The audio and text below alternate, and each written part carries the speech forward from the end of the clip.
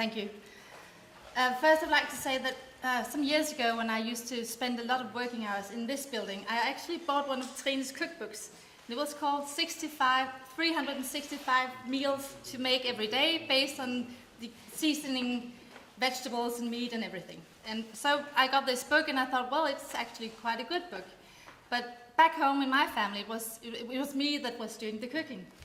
And so when I started working more hours and my husband had to take over, my children said, oh no, because they didn't want him to make the food for them. But because, as you mentioned, we think we can prepare a good meal and we think we can cook, so I've always been cooking and I actually think that it's been quite okay. But when he started to cook, he went like a man, he took the cookbook and used the recipes. So he cheated and he made wonderful food, and now even in the weekends, my children doesn't want me to make the food anymore. They would still prepare their father to do it. So education and cookbooks can certainly make a difference.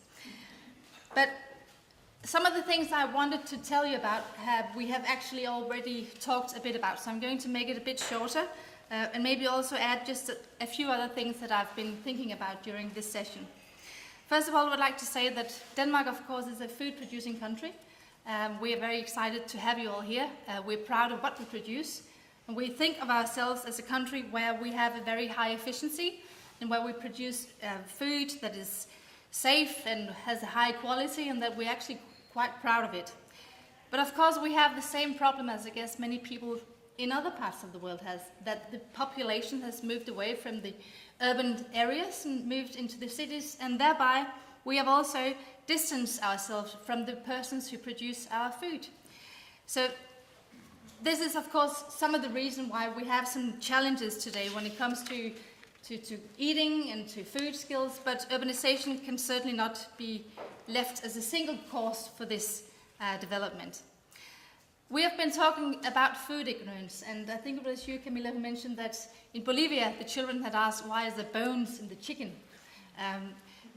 And I'm sure that we all have heard other stories about children who have asked, does chocolate milk come from the brown cows, or things like that.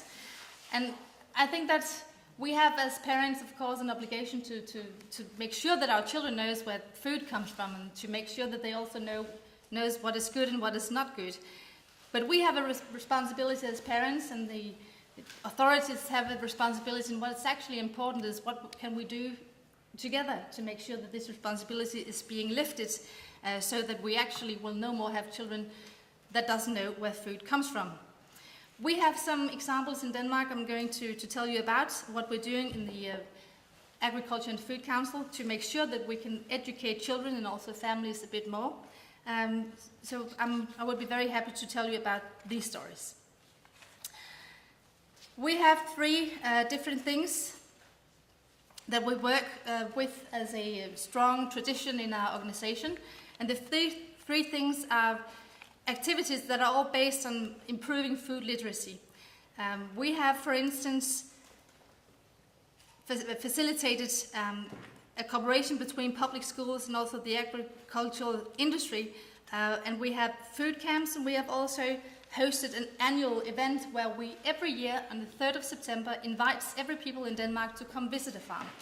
This has been a quite popular event, and every year many thousand people come and they see what is actually going on in the countryside. How is the food produced? They talk to the farmers, and we also have companies that produce food, and they will be there also. They will hand out things for people to read, things for people to taste, and it gives a very, very good education, or should I say reconnection with the public, that the people actually come and see how the food is produced.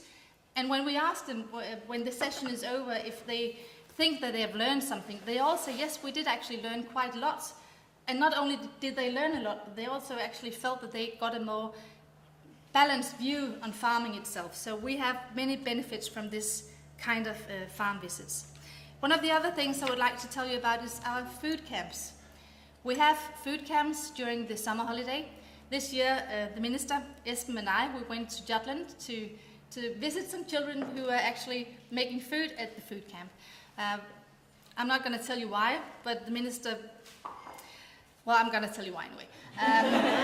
We were preparing food, and the minister was so enthusiastic about this process that we need to find a band for him because he was starting bleeding all over the place. And but I think that shows very much how enthusiastic he was, because he was really putting a lot of effort into making good food, and we had a lot of fun with the children. During a summer camp like this, it's a summer camp that is of a low cost for the children. It's a 5-day lasting event, and we have lots of volunteers that participate in educating the children. It is mostly volunteers who work with food in one way or the other. So while they are on studying holiday, they would say, I'm gonna take a week and I'm gonna come help teach the children how to cook. And we're not only letting them just cook, we have prepared a program for them. We have made a book so that we know that they're going to cook the same things in every camp. We have arranged for them to go see a farm, and they prepare a lot of different types of food. And on Friday, they invite the whole family to come enjoy and celebrate the food camp. And the children show their parents that they have learned to cook, and they're also now big enough to cook when they come back home. And this is actually wonderful, because when we look at the studies of what is the result and the outcome of these camps, we can see that they are afterwards, after having been attending a camp, they are much more active in the kitchen. And not only are the children active in the kitchen, but they also manage to have healthier food for all of their family, because they have learned so many things. So when they come home, they will say, Mom, instead of always serving rice, maybe you should just use some fine grain curly flour instead, because we did that in summer camp. So this is actually a good thing for the children to learn how to cook, and also for them to take the good experiences back home into their families. I have already mentioned open farms. We had last year 17,000 people visiting a farm. And as I said, it gives people a greater understanding of where the food is produced. So it is also one of the things that I would like to really highlight. So I hope that if you don't have these kind of initiatives back in your countries, even though if it's food camps, or if it's teaching, preparing of school materials, as we also do, or if it's other initiatives, that you will call upon us and ask if we can help in any way, because we would like to do that. And then, just to sum up also some of the other issues that we have been talking about, I would like to say that we have not been talking so much about inequality in health. And now today, one of the topics is better information, better food and better information.